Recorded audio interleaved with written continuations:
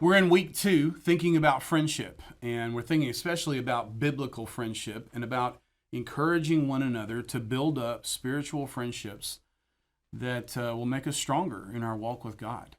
And one of the things we saw last week in our first session was to think about friendship as being a part of the foundation of the early church. One of the 4 great foundations of the early church, Acts 2:42, was fellowship, which definitely included those spiritual friendships we read all about all throughout Scripture.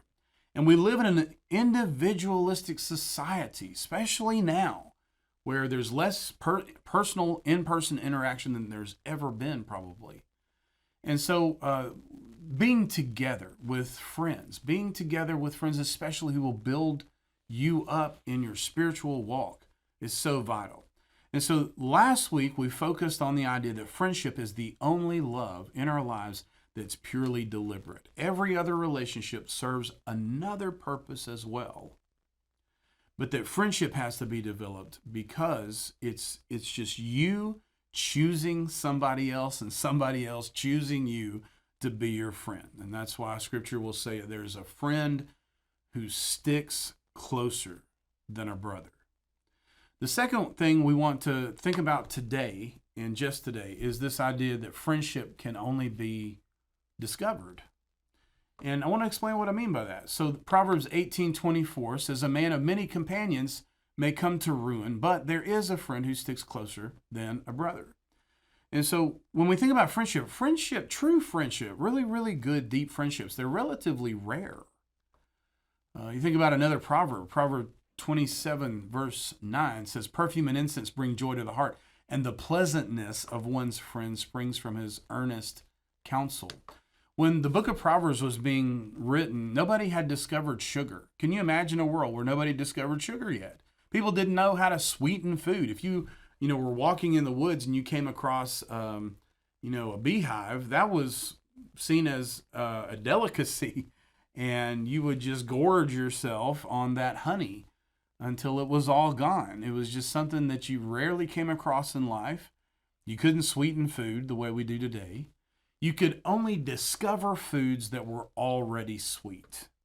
And the reason I'm bringing this up is because of that verse, Proverbs 27, verse 9, the pleasantness of one's friend. The word of pleasantness, the sweetness, always had to do with honey in the Hebrew Bible.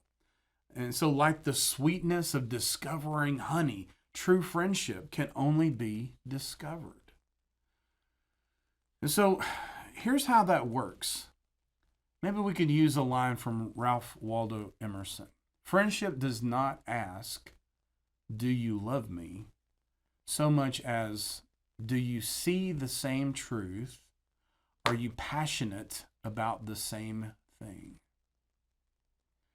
And so to further elaborate that thought in the way that C.S. Lewis says it, friendship is born at that moment when one man says to another, "What, you too?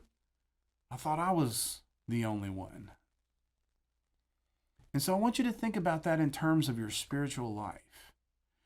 There are people with whom you have interactions with in your everyday lives, and you can be friendly with them. But within the church, we are able to say, "Do you see the same truth as I see?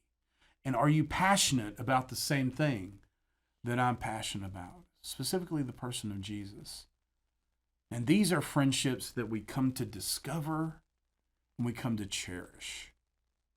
And so I want to encourage you as we close this session to once again reach out to someone. Maybe it's the same person as last week. Maybe it's somebody different. To reach out to somebody, text them, encourage them, communicate to them that they are your friend and that you value them. In Jesus' name, His love is burning in our hearts like living